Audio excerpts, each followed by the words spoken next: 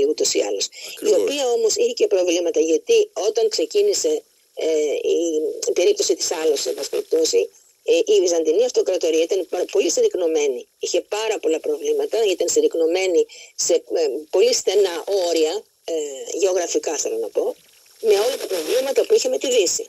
Ακριβώς. Παρά το γεγονός ότι στην πολιορκία της Κωνσταντινούπολης τώρα, σε αυτή την περίπτωση δηλαδή, υπήρχαν και πολλοί μισθοφόροι από τη Δύση, αλλά και από τη Γένοβα, γιατί μην ξεχνάμε ότι ο αρχιστράτηγος ήταν ο Ιουστινιάνης από την Γένοβα, που είχε έρθει να βοηθήσει στην Κωνσταντινούπολη.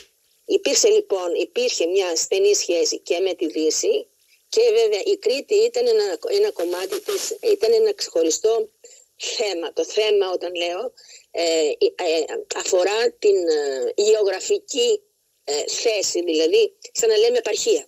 Ακριβώς, επαρχία του Βυζαντίου. Και η κληρονομιά σήμερα, για να την καταλαβαίνει και κάποιος ο σημερινός άνθρωπος, η κληρονομιά είναι ότι για παράδειγμα η εκκλησία της Κρήτης υπάρχει απευθείας στο φανάρι.